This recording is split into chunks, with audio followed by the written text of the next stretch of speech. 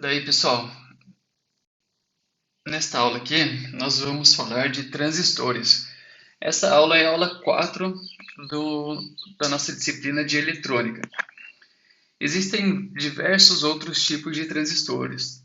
Eu escolhi esse aqui porque provavelmente ele é o mais comum, ele é o mais usado. Então, eu tive que dividir essa aula em duas partes porque ela ficou um pouco extensa. Então, a apresentação está dividida em duas partes, a lista de exercícios está dividida em duas partes, mas o material escrito, que eu deixo em PDF no Google Classroom, ele é um só, chama Transistores TBJ. E nessa primeira parte, que é a parte 1, nós vamos falar dos aspectos construtivos e o funcionamento de um transistor, ou seja, os primeiros passos para o entendimento de um transistor. Vamos falar também de ganho de corrente, expressão matemática. Essa parte é muito importante, expressão matemática e ganho de corrente, para vocês começarem a entender os transistores e a começar a resolver a primeira parte da lista. Encapsulamento, vamos falar de uma parte bem técnica, que é verificação de defeitos, e vamos finalizar com configurações. Então aqui nós temos um modelinho de um transistor, que ele é um dispositivo capaz de controlar a corrente elétrica. Devido a a capacidade dele de controlar a corrente elétrica, ele pode ter duas aplicações principais. Ou ele funciona como o amplificador de sinal, então deixa eu ver se está na cor certa. Tá. Então, ele pode funcionar como um amplificador de um sinal, que é isso aqui, ó. Isso aqui é um modelinho de um transistor. Depois vocês vão se acostumar com o símbolo dele. E aí, nesse caso da direita aqui, ele está funcionando como um amplificador de sinal. Isso aqui, inputs, é a entrada. Vocês devem ter visto isso num equipamento eletrônico, onde tem, por exemplo, um microfone. Então, tem um sinal neste formato de entrada, que é um sinal não tão grande. E aí, ao passar pelo transistor, ele consegue amplificar esse sinal. Então, você pega um amplificador de uma caixa de som. Por que as pessoas utilizam um amplificador? Porque às vezes o aparelho reprodutor de som, ele não tem uma capacidade muito grande para uma capacidade sonora muito grande, uma potência muito alta. Então você utiliza um amplificador de sinal para você amplificar esse sinal e ter um volume bem mais alto. Essa é uma das aplicações, que é amplificação de sinal. A outra, bem usual também, é uma chave liga e desliga. Então aqui a gente perceba que nós temos o mesmo desenho do transistor. Vocês vão se enjoar de ver esse desenho. E aí, dependendo da corrente que você coloca na base, lembra? Aqui ó, é a mesma coisa, estou jogando um sinal na base. Aqui, se eu colocar uma corrente, ele vai ligar a chave e deixar passar a corrente por aqui. Ou seja, é um interruptor que está ligado. Porém, se eu pegar e tirar a corrente da base, se eu não colocar nenhuma corrente aqui, ele abre o circuito e não deixa passar a corrente entre esses dois pontos aqui. Então, é um interruptor aberto. Ou seja, essas são as duas principais aplicações de um transistor. Ou ele funciona como chave, ou ele funciona como amplificador. E aí depende do que vocês pretendem com isso.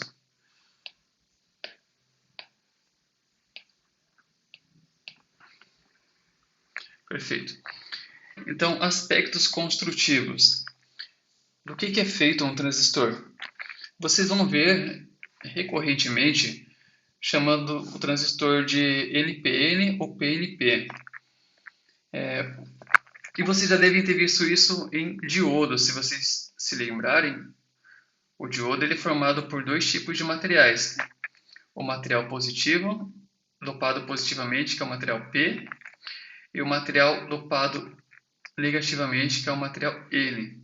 Então, são dois tipos de cristais. O transistor é praticamente um diodo, mas ao invés de ter essas duas camadas, N e P, ele tem três camadas. E aí você pode ter variações em relação às camadas. Por exemplo, você pode ter dois tipos de diodo, de transistores.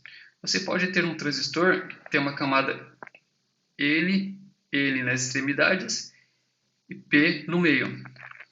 Ou você pode ter um transistor que tem as mesmas três camadas, mas ele tem P e P nas extremidades e uma camada negativa, dopada negativamente no meio. Então são as duas variações que vocês vão encontrar. Vocês vão encontrar também, sempre falando de junções, principalmente quando formos entender como que um transistor funciona. Então, junção, quando a gente liga essas camadas, essa vizinhança entre os cristais N e P é chamada de junção. Então, o transistor tem três camadas, logo ele tem duas junções. Ele pode ser de dois tipos, NPN e PNP. Depende da aplicação que você quer. É bom você saber diferenciar as duas. E cada camada vai receber um nome. Então, vamos lá para o nome das camadas.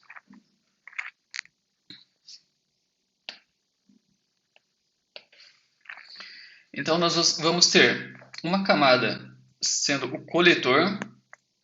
Aqui eu tenho os dois tipos de transistores. Eu tenho o NPN e o PNP. Não sei se vocês estão percebendo qual que é a diferença entre eles pelo símbolo. Mas está aqui, ó. O NPN tem uma setinha indo para fora. Isso na internet. Opa. O transistor, o NPN, tem uma setinha indo para fora. E o PNP tem uma setinha indo para o meio. Então, essa é a simbologia que vai diferenciar o NPN do PNP. Certo? Mas eles têm três terminais e cada terminal vai ter os mesmos nomes. Então, nós temos um terminal chamado de coletor. O meio sempre vai ser a base e a outra extremidade sempre vai ser o emissor. Deixa eu ver se faltou comentar mais alguma coisa.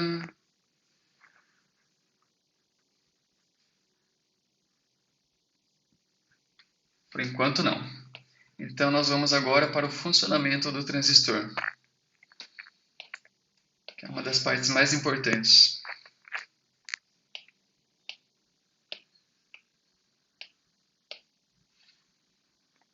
Ai, caramba.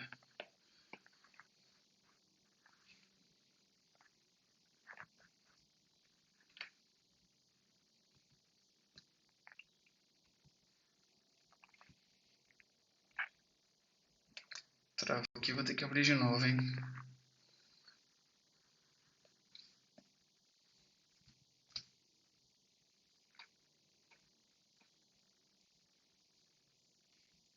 Perfeito.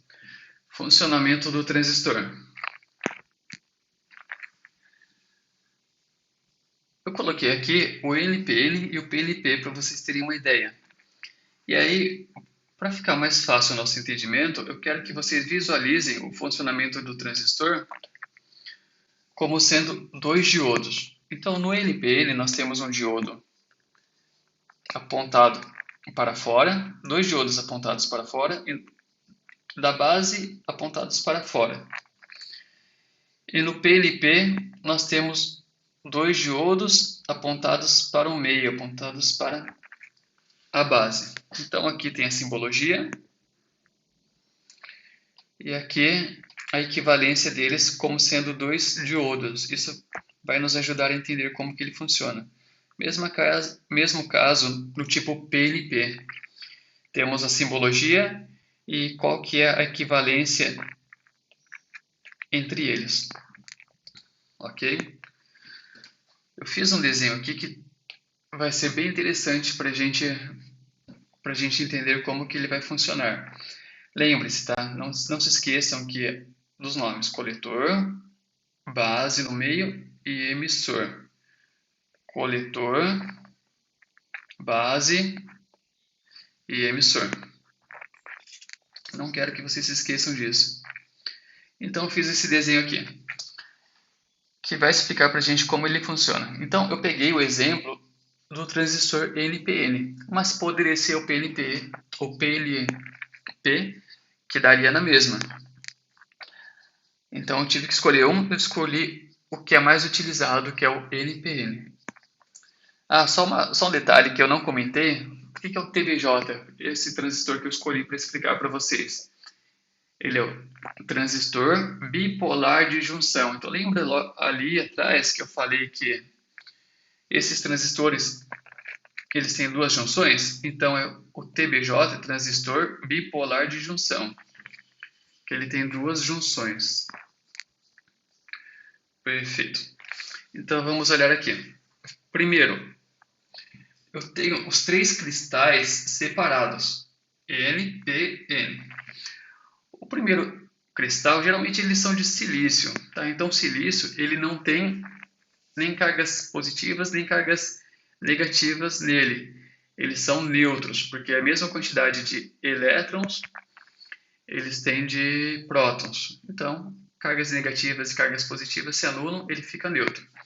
Mas também a gente viu na aula de diodos que a gente pode fazer uma dopagem com algum material para causar algum desequilíbrio nesse cristal. Então, no material a gente faz uma dopagem e ele fica com elétrons livres, que são esses elétrons sobrando aqui. E no material do tipo P, a mesma coisa, a gente faz uma dopagem e ele fica com essas cargas positivas aqui. Isso que diferencia o N do P. Ótimo. Em seguida, eu vou fazer uma junção entre eles. Ele tinha até falado da junção para vocês. Então aqui eu fiz uma junção. São as duas junções do transistor. Quando eu faço uma junção, o que acontece? Lembra que a gente viu em diodos também que cargas opostas se atraem? Então, quando eu faço uma junção, as cargas negativas elas querem ficar próximas das cargas positivas. E isso acontece em um lado da junção e isso acontece do outro lado da junção. Então, a gente cria uma camada neutra, porque as cargas negativas em cada uma das junções se combinou com as cargas positivas e formamos uma região neutra, que mais para frente nós vamos chamar de barreira de potencial. Aliás, mais para frente nada. Nós também já falamos de barreira de potencial no diodo. Lembram que a gente viu ali que eu tinha uma carga negativa no diodo, e aí eu tinha uma carga positiva. Quando elas se juntavam,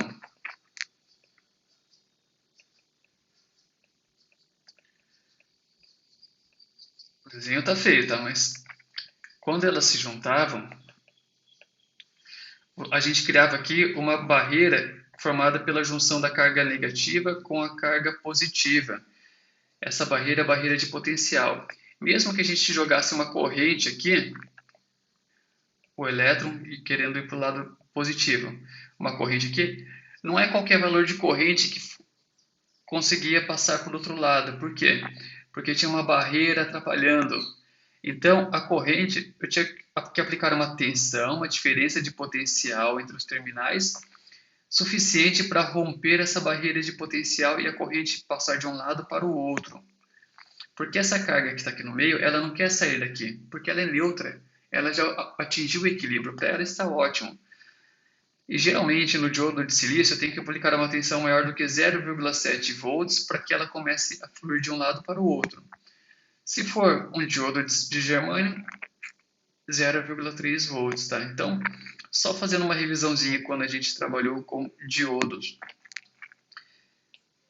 Vocês já estão craques em saber disso. Perfeito. Então, eu criei aqui duas regiões neutras. E só mais um detalhe, aqui no meio, ele ficou sem carga. Por quê? A carga positiva que estava ali foi para as junções. Então, o meio ficou um vazio. E onde eu tenho vazio, eu não tenho circulação de corrente, porque na circulação de corrente, eu tenho que ter uma carga estimulando a outra. Eu não vou falar do princípio correto disso, chamado de buracos e portadores positivos, que até esqueci o nome, mas entendam da seguinte forma. Para ter uma corrente, uma carga tem que estar estimulando a outra para ter o fluxo. Se eu tenho uma carga aqui e uma zona neutra, eu não tenho corrente, eu tenho uma resistência alta que impede o fluxo da corrente. Então a gente não precisa entrar nos detalhes agora, mas isso é suficiente para termos um entendimento. Perfeito. O que vai acontecer? Por enquanto, eu tenho corrente zero, porque eu tenho nada aqui. Além disso, eu tenho duas barreiras de potenciais impedindo o fluxo da corrente de um lado para o outro. Olha, a gente sabe que o sentido real, o elétron que se move. Então, aqui eu tenho uma fonte com lado positivo. Os elétrons vão tentar vir para cá, até aqui tudo bem. Chega aqui, tem uma barreira de potencial e eu tenho uma resistência alta no meio. Ou seja, não consigo fazer com que o fluxo de elétrons continue até chegar no lado positivo, que é o objetivo dele. Isso muda quando eu pego, então a fonte aqui eu já tinha, só mantenho a fonte. Quando eu faço uma polarização entre a base, lembra que o meio é a base e aqui o emissor. Quando eu coloco mais uma fonte entre a base e o emissor, agora eu vou falar de um modo bem simples, tá? Com certo uso de metáforas, para ficar mais fácil ainda para a gente entender, porque isso aqui não é muito fácil. Quando eu faço uma polarização base-emissor, o que vai acontecer? Eu coloquei uma carga positiva, a carga positiva da minha fonte está aqui. A gente viu que carga positiva com carga positiva, ela se repele. Então, o que acontece? Quando eu coloco uma carga positiva aqui, todas aquelas cargas positivas que estavam aqui formando a barreira de potencial e deixando um vazio no meio, elas se amontoam aqui no canto, ou seja, eu estou empurrando essas cargas positivas.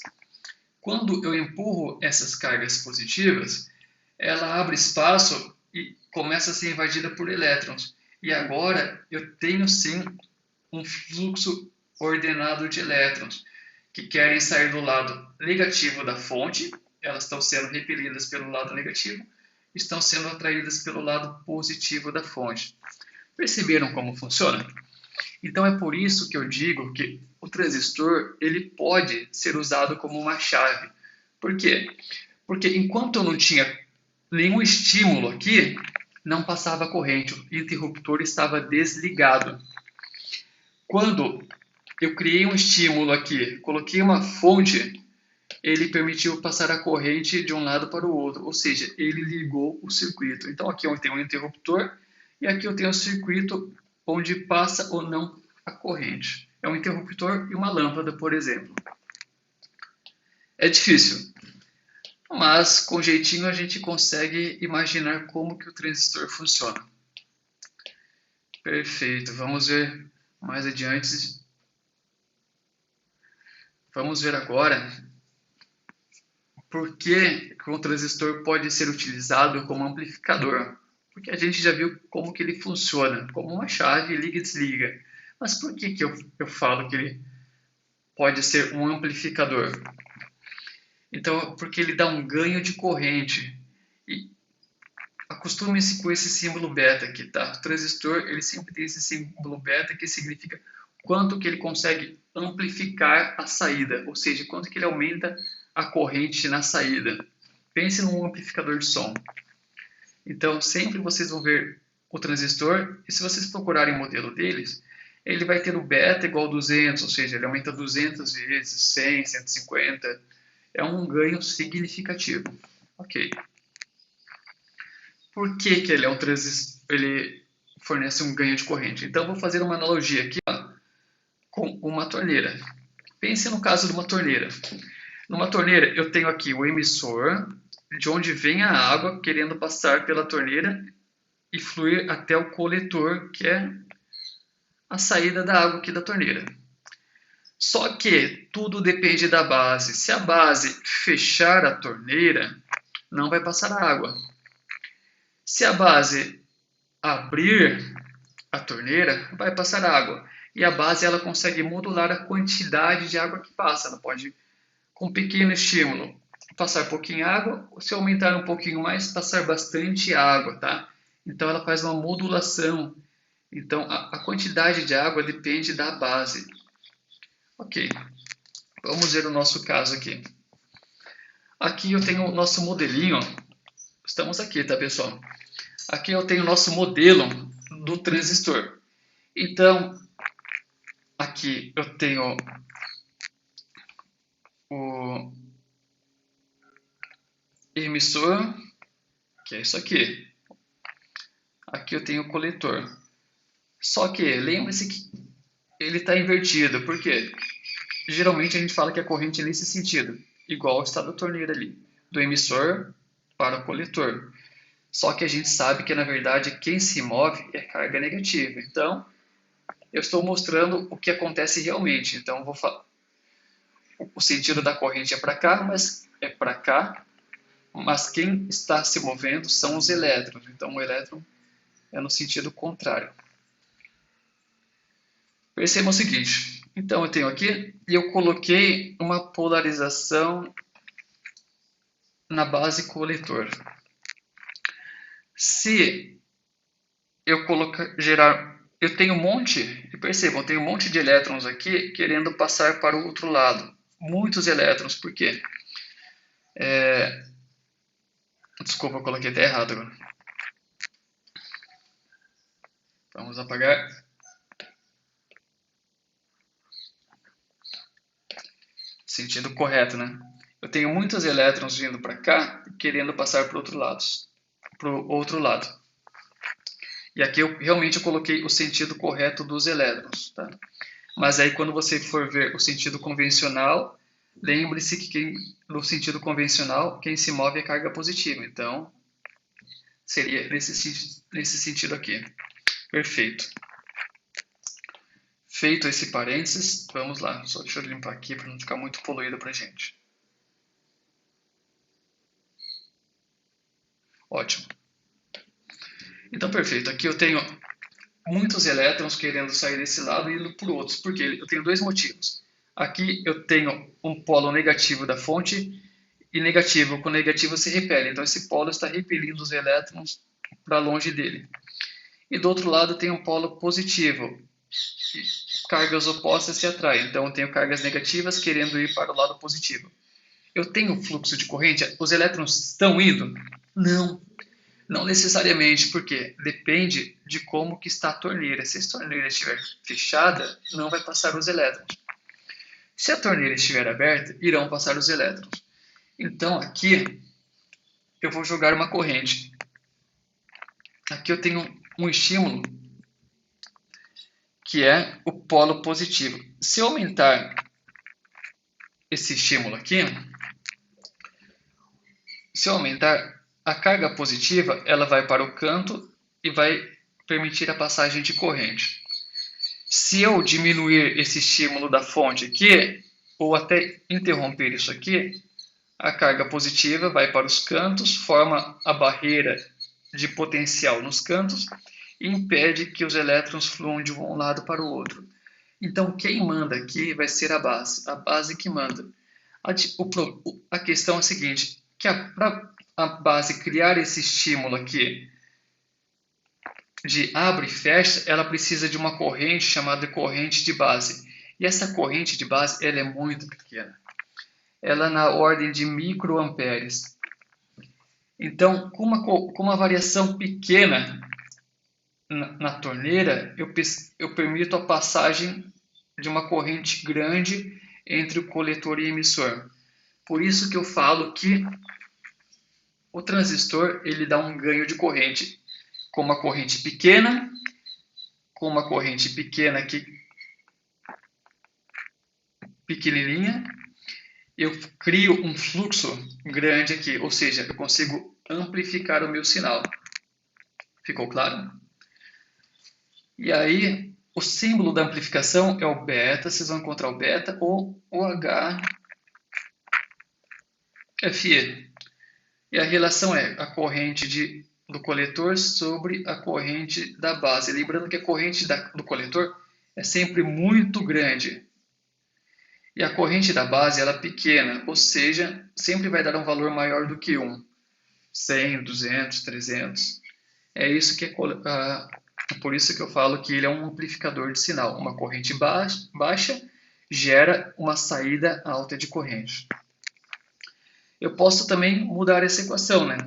Então, se eu quiser, deixa eu fazer aqui, baguncei de novo.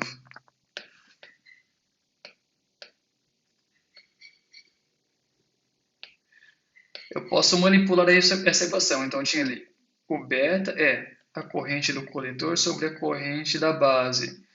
Se eu quiser, eu posso isolar a corrente do coletor e a corrente da base passa para lá multiplicando e fica.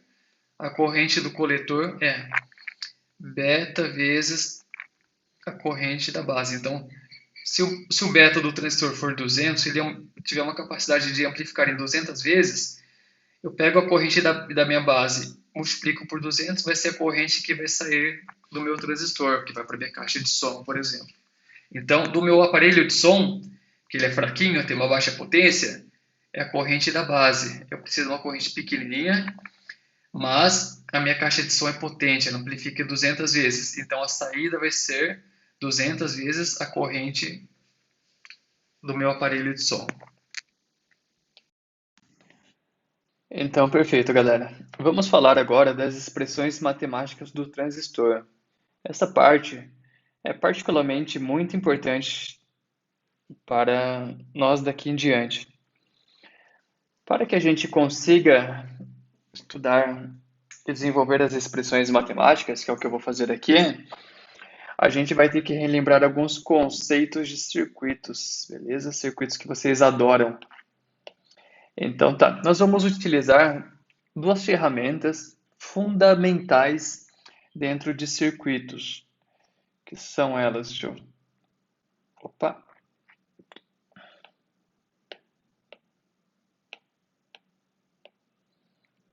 Então, beleza. Primeiro, nós vamos utilizar a lei de Ohm. A lei de Ohm, você tem aqui não é essa cor que eu queria, não.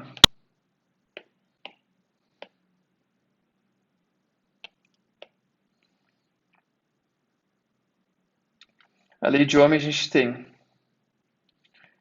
um triângulo. Temos aqui no topo do triângulo tensão, na base resistência e a corrente. Se eu quiser saber o valor da tensão, eu tampo a tensão e o que me sobra? Sobra R vezes I. R é ao lado do I, então tensão é igual a R vezes I. Se eu quiser saber o valor da resistência, eu tampo aqui a resistência, o que me sobra? Sobra V em cima do I. Então, resistência é V sobre I. E se eu quiser saber o valor da corrente, eu tampo a corrente e o que me sobra? O V em cima do R. Então, a corrente é V sobre R. Isso é muito tranquilo para a gente. Ótimo. Então, aqui é a primeira ferramenta que nós vamos utilizar, que é a lei de Ohm. A segunda que nós vamos utilizar é a lei de Kirchhoff para malhas. Então, relembrando aqui desde o início alguns conceitos. Quando eu tenho um resistor, está passando por esse resistor uma corrente. Quando essa corrente passa pelo resistor, eu tenho sobre o resistor uma queda de tensão no sentido contrário, que eu vou chamar aqui de tensão R. Ótimo. O que diz a lei de Kirchhoff para a malha? Diz que em uma malha, e uma malha pode ser isso aqui, formado por bipolos, elétricos, resistores, ou deixa eu colocar uma tensão aqui. Então, tenho resistores.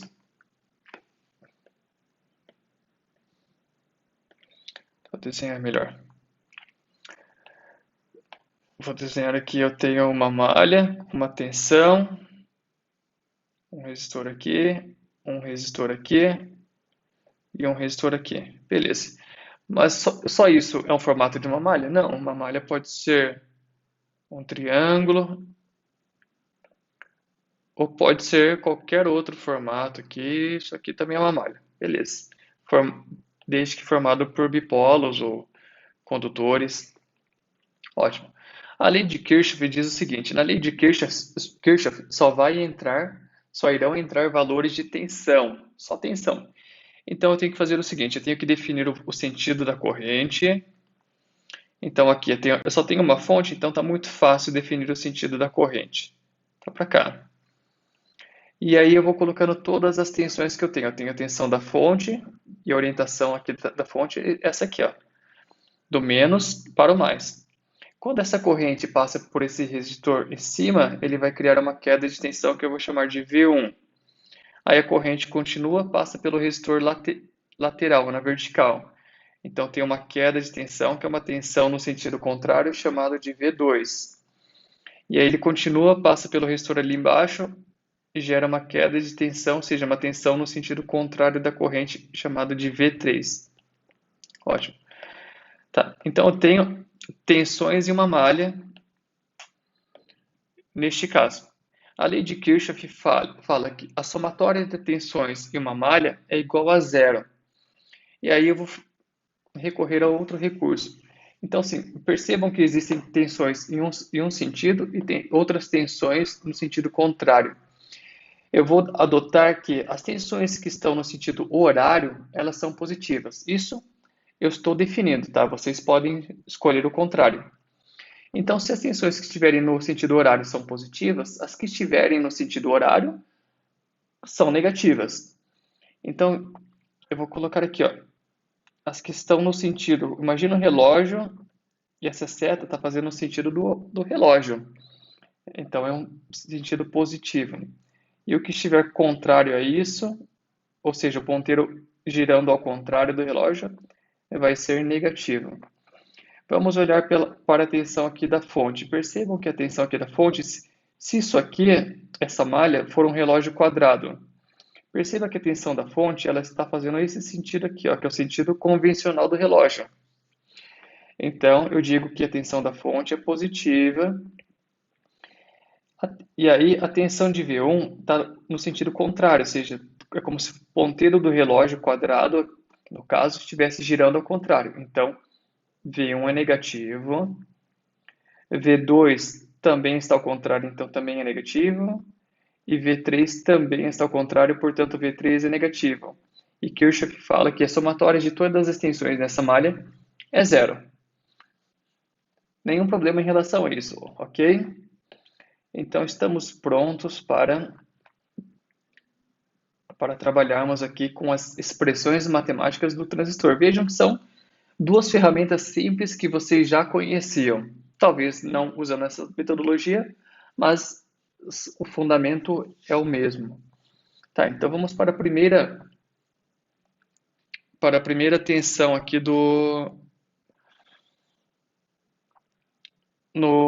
aliás, para a primeira expressão matemática do transistor. Então, no transistor, eu tenho uma primeira expressão que está aqui, ó. Ele está adotando ali no transistor como se fosse essa parte redonda aqui, como se fosse uma malha, tá? Então ele está dizendo que se eu somar todas as tensões, percebam que VBE está no sentido horário do relógio. Então, se eu somar tudo tem que dar zero. VBE é positivo. Então, mais VBE. VCB, que é a tensão entre o coletor e a base, está no mesmo sentido horário. Então, mais VCB. E aí, a tensão entre o coletor e o emissor está no sentido contrário, que é o sentido anti-horário. Então, menos VCE é igual a zero. Se eu quiser isolar o VCB, aparece que VCB é igual a VCE menos VBE. E está aqui nossa primeira expressão matemática, que é a tensão no transistor. Se eu somar todas as tensões entre os três terminais do transistor, tem que dar zero. Isso pela lei de Kirchhoff para malhas. Legal. Essa foi bem fácil. Então, perfeito. A gente definiu a expressão matemática das tensões nos terminais do transistor. E agora nós iremos para a malha 1. Então, na malha 1, eu vou desenhar a malha 1 aqui. Vejam se vocês acompanham. Identificam qual que é a malha que eu estou pegando.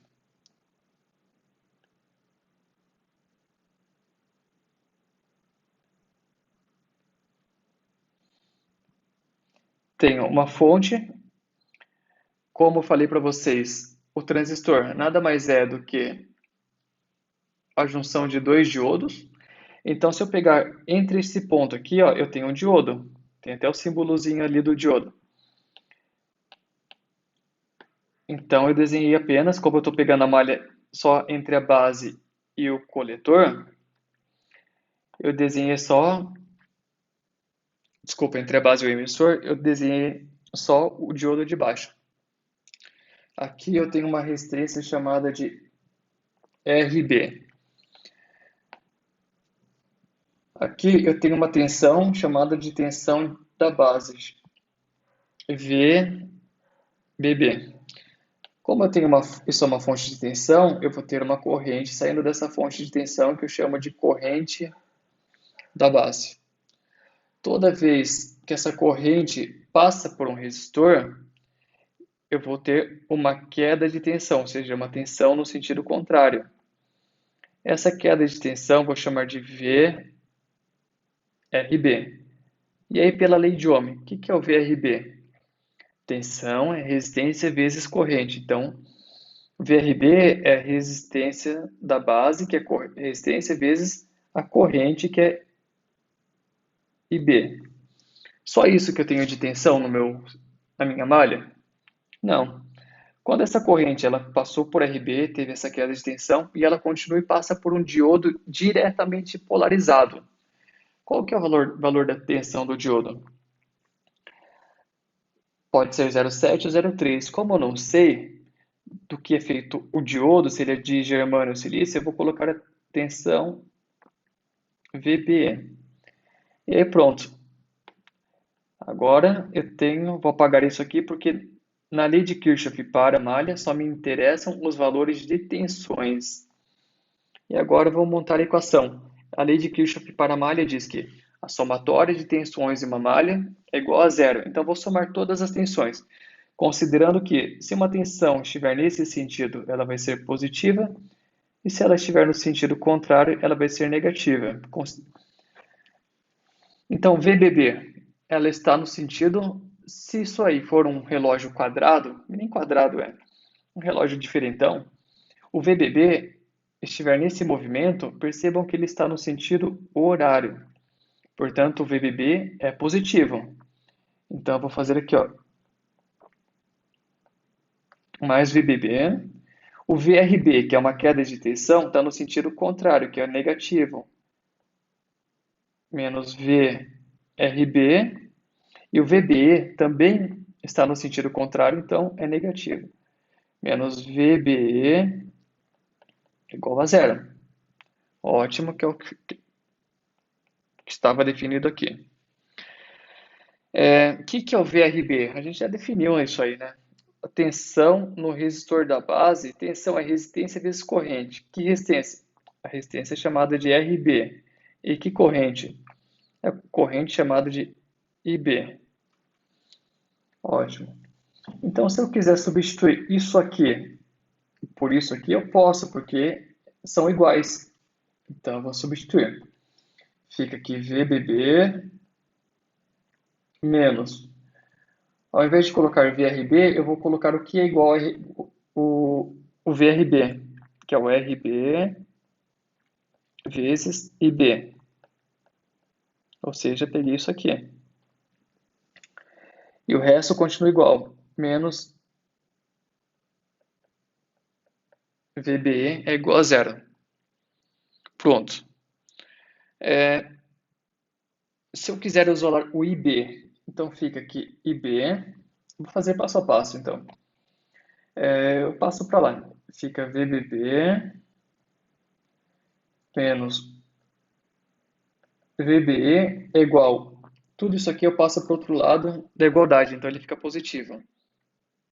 RB vezes IB. Agora, se eu quiser isolar o IB, isso aqui que está multiplicando passa para o outro lado dividindo. Fica IB é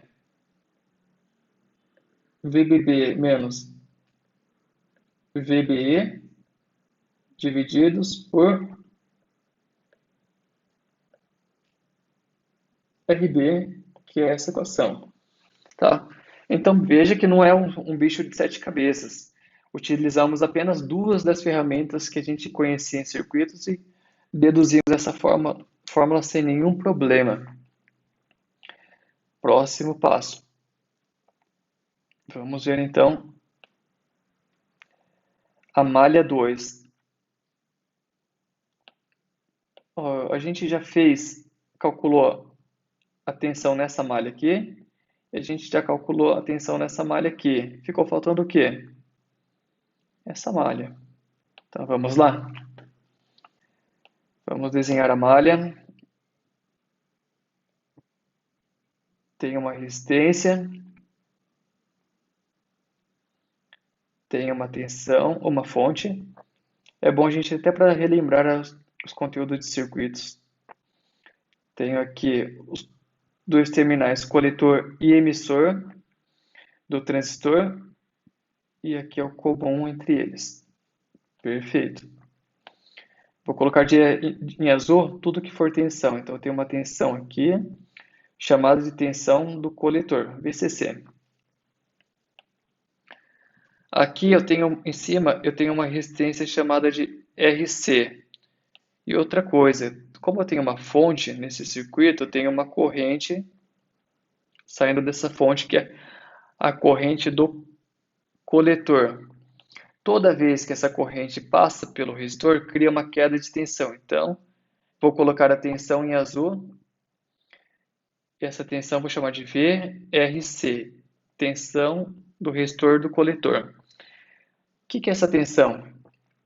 A tensão é resistência vezes corrente. Então, a resistência é o RC e a corrente IC. E não terminou por aí. Lembra o que a gente fez lá na primeira dedução das tensões no transistor? Aqui existe uma tensão chamada de VCE. Ótimo. Vou até apagar aqui, porque na lei de Kirchhoff para malhas só entram valores de tensão. Então eu vou colocar agora todas as tensões. O VCC, aqui é o horário e aqui é o anti-horário. Percebam que se isso for um relógio, o VCC está no sentido anti-horário, então ele é negativo. Então, menos VCC. O VCE, ele está no sentido, aliás, o VRC está no sentido horário, então ele é positivo. Então é mais VRC. E o VCE também está no sentido horário, então ele é positivo, mais VCE é igual a zero. O que é o VRC? A gente já deduziu aqui, né? O que é o VRC? O VRC é a mesma coisa que RC vezes IC. Então, onde eu tenho o VRC aqui, eu posso trocar pelo o que é igual a o que é igual. Então, eu vou fazer uma substituição. Fica VCC mais, ao invés de colocar VRC, eu vou colocar a igualdade ali, RC vezes IC. RC vezes IC. E o resto continua igual, mas VCE é igual a zero. Se eu quiser isolar o VCE, Então, tudo que não me interessa passa para o outro lado. Fica, então, que o VCE, a tensão entre o coletor e o emissor, é a tensão da fonte do coletor menos RC vezes IC. E está feita aqui a outra equação. A equação da malha 2 também, bem fácil.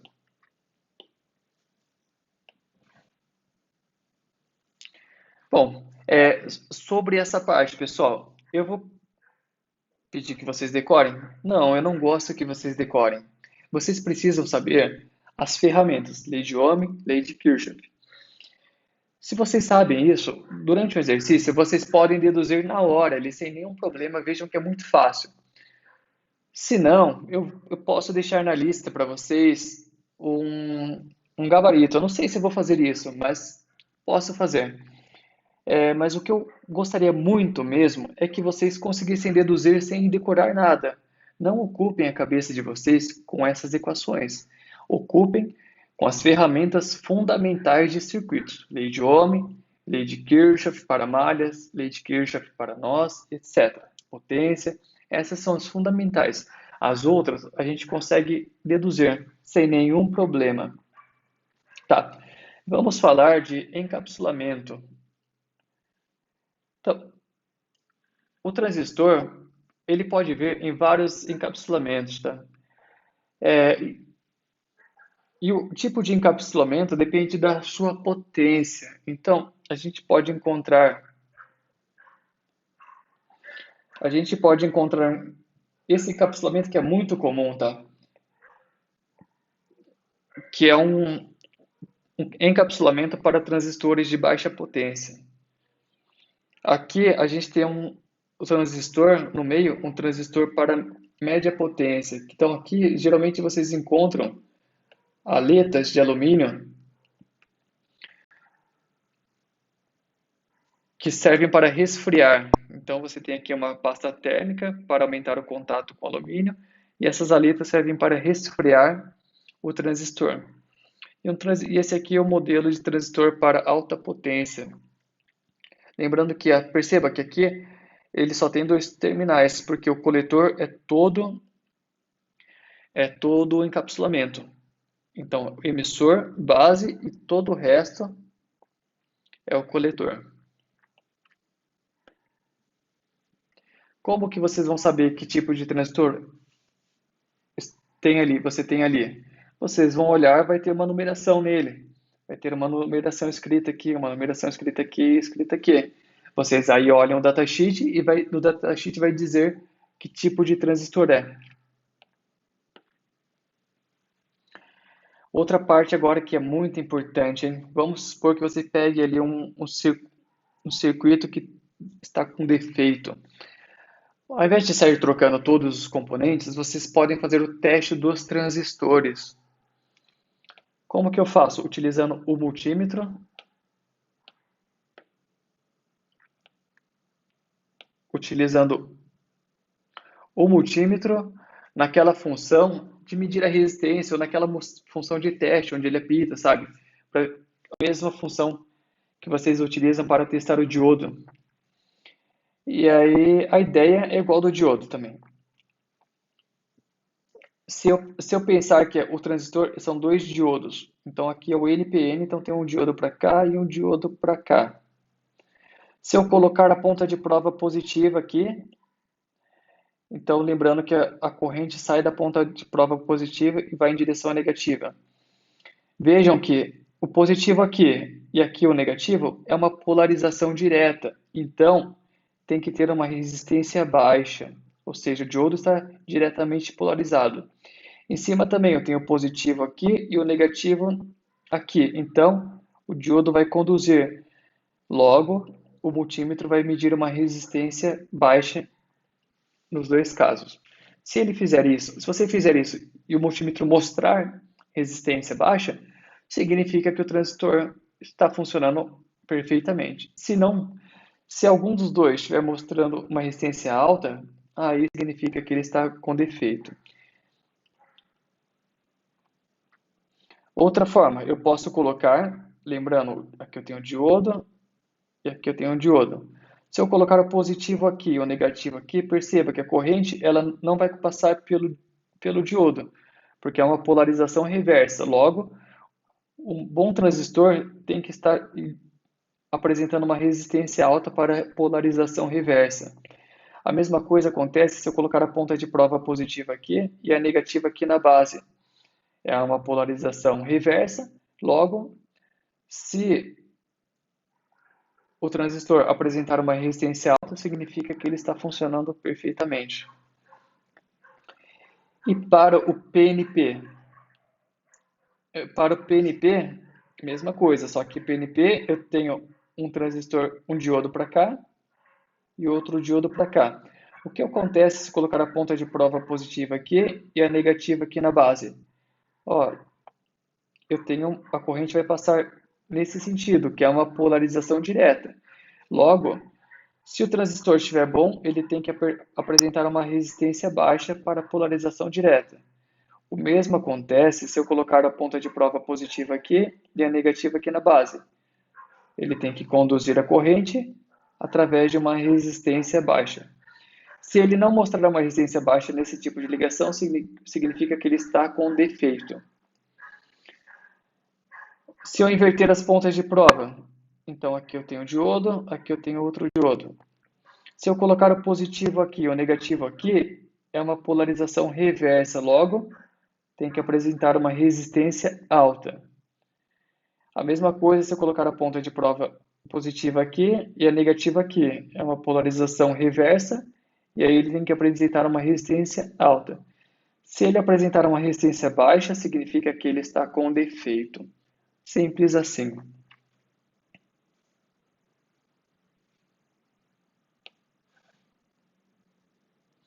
Configurações.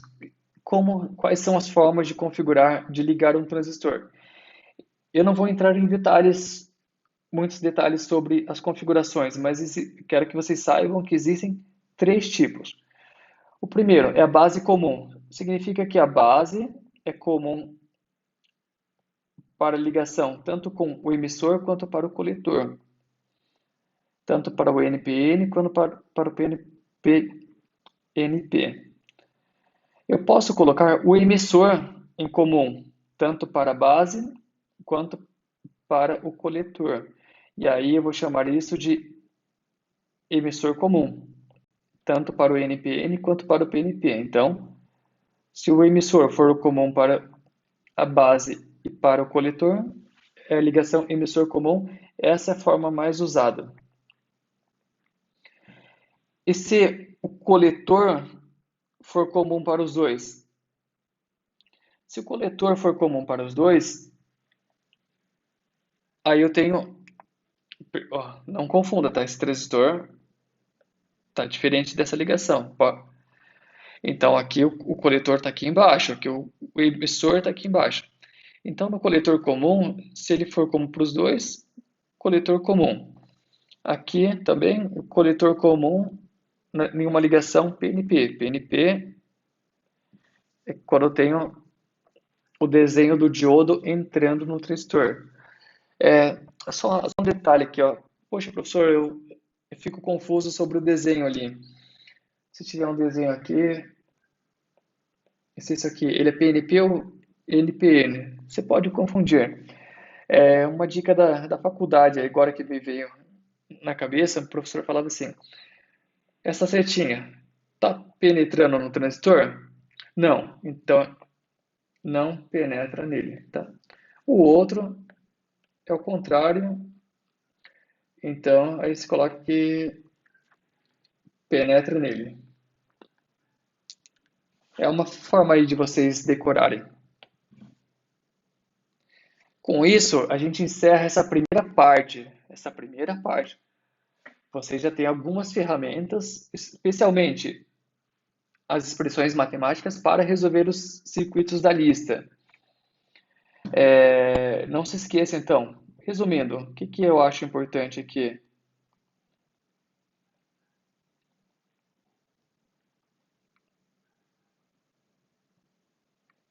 Tá, o que eu acho importante? Opa.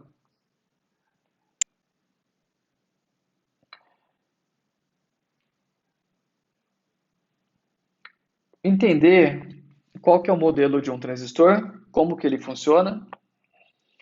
Então, como que ele funciona, qual que é a função da base ali para você deixar ou não passar corrente, a base liberando o caminho ali no meio para o fluxo de corrente, isso eu acho importante.